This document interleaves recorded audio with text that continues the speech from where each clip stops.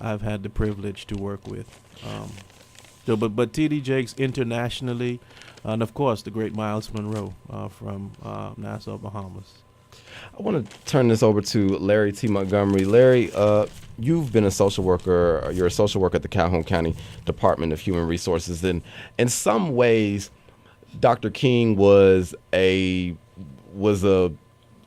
international social worker. He worked to make sure that peace was restored to humanity. So I guess in some way you can kind of equate that to being somewhat of social work, if you will.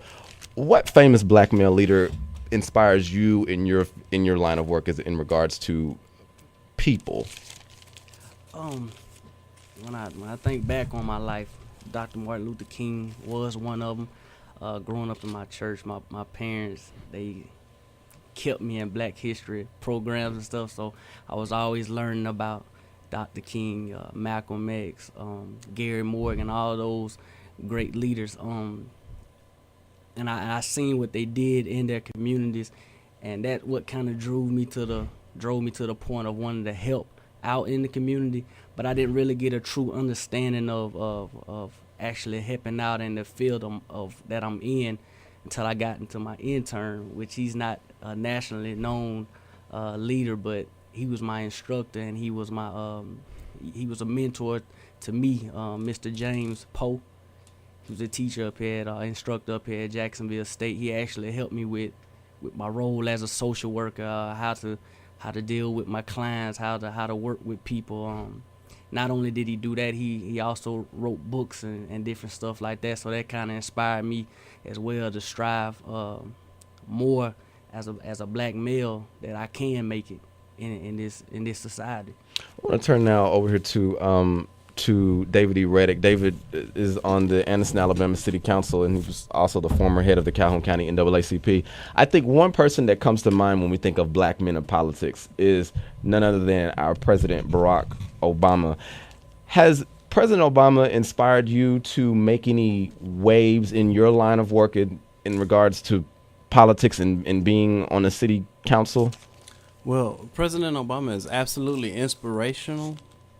And I like the fact that, he makes us feel like, you need to be an upright person, But really in my life, and I'm kind of hearing a trend from other leaders, it's that local person that gave into our lives that kind of inspired us to become the people we are. I can look back, Pastor Cooley was also one of my inspiring factors, but people like James Montgomery. When I was a kid, I watched him on TV get sidewalks put in, and because they used to film city council meetings, and I watched him get sidewalks put in my community, in my neighborhood, and that made me look up to him. And he reminded me after I got elected that one day when I was a teenager in high school, I went up to him and said, I'm gonna have your seat one day. One day I'm gonna be sitting in the seat you're sitting in, and today I'm doing that. I forgot I had even said that.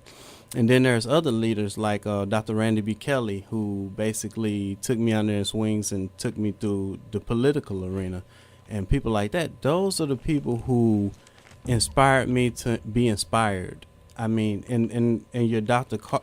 Kings, your Malcolm X's, your, W.E.B. Du Bois, they're great because they're great. They're great because you can look at them and see a national connection, a national move, and you can see how you can inspire an entire nation. But it's that individual leader that helps you change your community. And when you change your community, then you change your street, then you change your neighborhood, you change your city, then you change your world. You start one street at a time, one person at a time. And we get that from those tangible leaders that put into our lives. That's why everywhere I go, especially barbershops, I always tell the barbers how important it is, how important what they do is to those kids' lives. And those kids are being inspired by what they say from the barber chair. So that's kind of my take. Obama's great because he's great, but I think my inspiration comes from those leaders that actually have, broke bread with me and talked to me and spent some time with me and basically told me when I messed up, told me when I did something wrong. The ones I look up to the most are the ones that probably chewed me out once or twice in my lifetime. Made me feel bad. Landon, I want to bring it over to Landon Brooks. Landon is a professional photographer here in the Northeast Alabama area, and he's been doing so since the year 2004. I want to bring up the name of a man that you may or may not know, Julius Lyon. Julius Lyon is thought to be the first African American photographer to run the very first practical photographic process studio in New Orleans in the year 1840. And what I think people don't understand is that photography, it captures time. It captures time and it captures history to be cherished forever. Photography also has a very close relationship with the field of journalism, in that people during the civil rights movement, journalists were front and center at those moments where, whether it be Dr. King being awarded the Nobel Peace Prize, or the crime scene at the 16th Street Baptist Church in Birmingham, or when the water hoses were being set on African Americans in Birmingham, photographers were there front and center, making sure that history would never be forgotten. Do you think of could you put yourself as an African American man in the shoes of these other photographers and who have captured history for people of today to look at forever? Yeah, I do. I actually have had a chance to travel with a good friend of mine, Andre Reynolds, which is the son of NQ Reynolds, and we've traveled, all around the United States, around the world, capturing those moments. It's something about being front and center, like you said, seeing something before anybody else sees it, and being able to capture that moment in time without any words, to be able to look at a picture and have the picture, like the old saying, a picture worth 1,000 words. So you can look at a picture and it can say so much. One piece that I done was a picture of a little girl in a cotton field, which was my niece, and to this day it's sold at the Birmingham Museum, and it's been one of my most famous pieces. People of all nationalities look at this piece, and it just speaks to them in so many different ways. So yes, definitely it's like a gift. It's something that you can't really explain, to be able to capture that moment in time and have it speak in so many different words. Definitely so. For our listeners who are listening outside the area and who are listening across the nation on our Listen Live link, NQ Reynolds was a civil rights leader here in the Northeast Alabama area, who was a longtime civil rights leader here in the Northeast Alabama area, who passed away earlier this summer.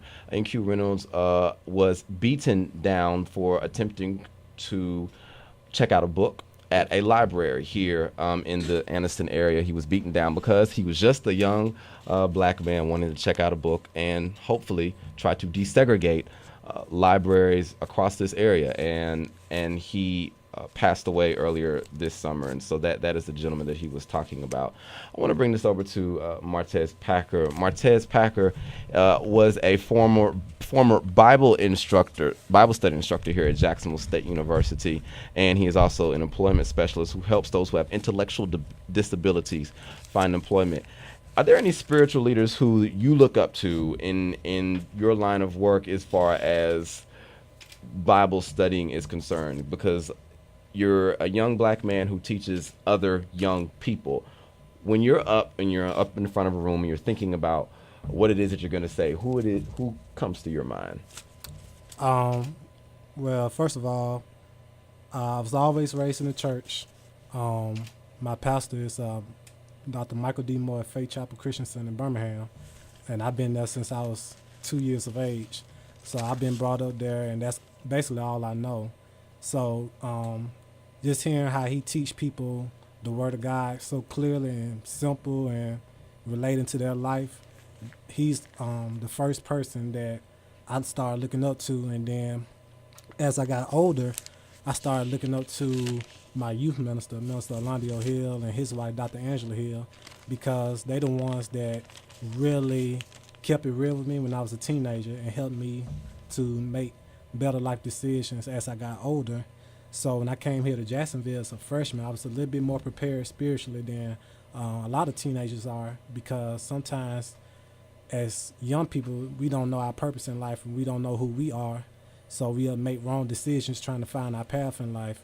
And those are the people I started looking up to at an early age, around between the ages of 2 years old and 17, 18 years old. And internationally wise, like Pastor Fred Smith was saying, I look up to like Pastor Dollar, Creflo Dollar, and I had the opportunity to meet with his youth minister, Minister Michael Owens, back in 2011. And actually, he came here and ministered to our students, and we had a great time. And internationally wise, those are the men I look at, and locally, Pastor Mike, Minister Alonio, and Dr. Angela, they the ones that really inspired me to do what I did here at Jacksonville with Lead 2 years ago and prior to that. And as of now, I'm back in the church, working with the youth ministry, and we're still doing things similar to Lead, but it's with the junior high school. So those are the people I look up to, and they still, like Mr. David was saying, I appreciate them because at times they chewed me out, they corrected me, they made me feel bad. So those are the ones I appreciate the most, because they really spoke into my life when other people wouldn't have gave me the real advice that I needed at the time. What are some of the struggles that you all have dealt with trying to be these black men leading in your communities, whether it be in the field of photography or ministry or politics? Would any of you all care to expound on that, Pastor Fred Smith?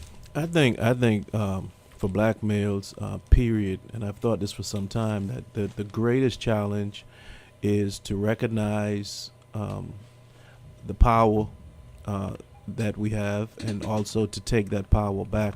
I think as it relates all the way back from slavery up till today, I find it interesting that in 2013 we're still seeing the first generation of things in the black community. Like, we're still seeing all the way in 2013, we're still seeing the first generation of a person of color graduating from college. We're still seeing the first generation of a black person owning their home. We're still seeing the first generation of a black person being married and sticking with their family. So even in 2000, what does that say? That tells us that what transpired in slavery totally demasculated, disenfranchised, and dehumanized black males. And so I think from that point to now, black males have had the challenge of knowing how to recognize their power, and not only recognize it, know how to put it in a non-destructive way so that it can be a benefit and a blessing to the community. And so the three areas that I think that black males need to recognize their power in, regain their power in, number one is their spiritual identity, spiritual power. The next one is their personal power. And then under personal power, you have education, you have self-improvement, you have everything else that deals with building of a person's worth. And then relational power. And so I think that in our communities, those are the three greatest struggles. It's spiritual power, personal power, and relational power. So I think that that's, if you're going to look at a struggle, for me personally, that's where the struggle lies. For me to communicate, to be a blessing, and to make a difference in the lives of people. One of the reasons I'm attracted to T.D. Jakes, Miles Monroe, and the different great teachers that are out there, and then myself, the style of teaching that I have when I communicate, it's all about allowing people to recognize the power that they have as a created being by God, and also as a child of God. Larry T. Montgomery, what were your thoughts on what Pastor Smith just said? I totally agree with him. I feel that one struggle that we have as a black community is the struggle of self, feeling that we can't do it, or that's what most people's mindsets are. Oh, I can't do this because I'm black, or because of this, or because of where I grew up from.